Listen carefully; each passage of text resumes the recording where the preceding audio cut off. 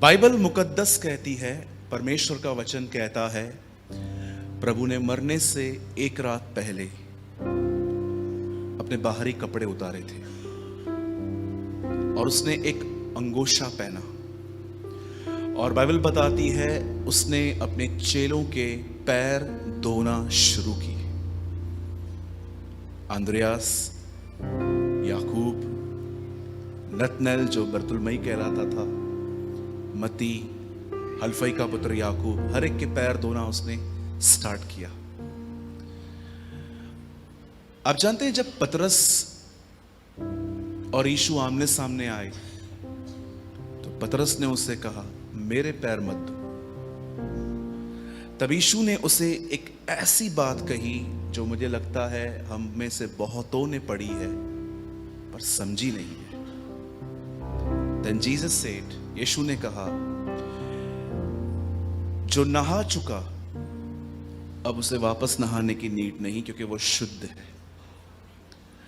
आप जानते हैं वो उन सबके बदन पे मट्टी नहीं थी, यीशु ने सिर्फ उनके पांव धोए थे। एक चीज हमेशा खराब होती है और वो है हमारे पैर। वो कभी इतने क्लीन नहीं होते। इवन आप सॉक्स भी पहन लो और उसके बाद भी अगर आप धोएंगे तो भी आपको थोड़ी बहुत डस्ट मिलेगी। मैंने प्रैक्टिकल करके देखा है। अब मैं ये बात सोच रहा था, प्रभु ने सबके पांव क्यों धोए? ऐसी बहुत सारी कलीसियाएं भी हैं जो ईस्टर से पहले ये सब करते हैं। मैं बिल्कुल भी खिलाफ नहीं हूं इसके, ठीक है, जिस चीज से प्यार बढ़ता है वो चीज सदा करनी चाहिए। लेकिन आप जानते हो पैर धोने का अर्थ क्या था? पैरों में मट्टी थी और यीशु मसीह हर एक के पैर को यहां पर रख के साफ कर रहे थे। बोलिए मट्टी। कहिए बाजू वाले को मट्टी। रहने दीजिएगा, मत चलाइए। फिर से कहिए मट्टी। मत्ती के 7 अध्याय में प्रभु यीशु ने कहा, 2 भाई थे, एक के आंख में तिनका था, दूसरे के आंख में लट्ठा था। आप जानते हो तिनके को हिंदी में रॉन्ग ट्रांसलेशन मिली है। इंग्लिश में लिखा है स्पैक ऑफ डस्ट, मट्टी का तिनका। और एक भाई के आंख में पूरी लकड़ी घुसी हुई है और वो उसके मट्टी को, यीशु मसीह ने उसके बाद कहा कि एक पाखंडी है तो वो दूसरे को ठीक नहीं कर सकता। आप जानते हो जीसस ने मट्टी को पाप कहा और यहां पर वो मट्टी निकाल रहा है पैरों की। यीशु समझा रहा था, अगर पैरों पे मट्टी है तो पैर मत काटो, मट्टी निकालो। मैं आप में से हर एक को समझाना चाहता हूं। आप जितने भी लोग यहां बैठे हैं, आप में से कितने लोग हैं एक दूसरे की मट्टी निकालते? हाँ जी, वहां लिखा है जीसस ने पैर धोए। यहां लिखा गया है, यीशु कहता है अगर तेरे आंख में मट्टी है और उसके आंख में तिनका है तो ये एक दूसरे को साफ कैसे कर सकते हैं? क्या यीशु समझाना चाह रहा था, अगर मैं खुद गुनाह में हूं तो मैं आपके गुनाह को निकाल नहीं सकता कभी?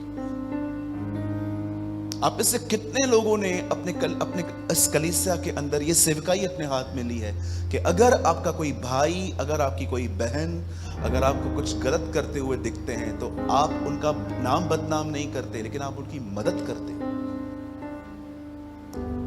बाइबल इस तरह शुरू होती है कि जब यूसुफ को पता चला कि मरियम प्रेग्नेंट है तो उसने पब्लिकली नहीं, उसने सीक्रेटली डिसाइड किया कि वो उसे छोड़ देगा। कितने लोग ये बात जानते हैं? उत्पत्ति के पहले अध्यायों में जब नूह ड्रंक करके नंगा लेट गया तो उसके बेटे ने, एक ने उसके नाम को बता दिया लेकिन एक ने उसके नाम को कवर किया। कहीं ऐसा तो नहीं है कि आप ज्ञान में बढ़ रहे हो, प्रेम में नहीं। मैं लीस्ट इंपॉर्टेंट रहता हूं ज्ञान में। मुझे अगर कोई सभा मिले ना कि एक सभा ली गई है और वो लोग प्रकट करने वाले हैं कि सबका दिन सैटरडे है कि संडे है, और उसके बिल्कुल बाजू में एक और सभा है जिसमें लिखा गया है आओ हम किस तरह प्रेम करें सिखाएं, मैं प्रेम वाली मीटिंग में जाऊंगा। मुझे नॉलेज में कोई इंटरेस्ट नहीं है। मैं आप में से हर एक से पूछना चाहता हूं, आप जितने भी लोग यहां पर बैठे हैं, क्या आप एक दूसरे से प्रेम करते हैं? कितने लोग हैं यहां पर, मुझे बताइए, ऑस्ट्रेलिया के बिलीवर से प्यार करते हैं? मैं करता हूं। आप करते हैं? जो ऑस्ट्रेलिया में हमारे भाई बहन हैं, नहीं करते? हाथ उठाइए जो करते हैं। सभी करते होंगे। कितने लोग हैं यहां पर जो यूके के बिलीवर से प्यार करते हैं? मैं करता हूं। कितने लोग हैं यहां पर जो गुरदासपुर के लोगों से प्यार करते हैं? मैं करता हूं। अब कितने लोग हैं यहां पर अपनी कलीसिया में प्यार करते हैं?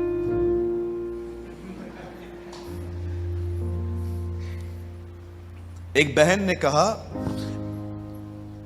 मैं सबसे प्यार कर सकती हूं, एक्चुअली प्रचार चल रहा था हमारे कलीसिया में, दुश्मनों से प्रेम करो, तो उसको अपनी सांस दिख रही थी। जब मैं प्रीच कर रहा था दुश्मनों से प्यार करो, तो उसको अपनी सांस दिख रही थी। तो उसने कहा, ब्रदर मैं, आप जो प्रचार कर रहे थे बहुत अच्छा था, मैं दुश्मन से प्यार करूंगी लेकिन सांस से नहीं करूंगी। मैंने बोला क्यों? बोला दुश्मन 6 महीने में एक बार मिलता है, ये रोज मिलती है। तो उससे आसान है मेरे लिए प्यार करना, इससे आसान नहीं है जो रोज मिलती है। मेरे भाइयों, मेरी बहनों, परमेश्वर ने हमें ज्ञान में सिर्फ उन्नत होने के लिए नहीं बुलाया। Even the first command of the Bible is, ज्ञान के वृक्ष में से मत खाओ। Don't eat from the knowledge of good and evil. परमेश्वर की ये रजा थी उन दिनों में कि इंसान सिर्फ नॉलेज में न बढ़े, पर वो प्रेम में बढ़े। क्या आप इन दिनों में प्रेम में बढ़ रहे हैं?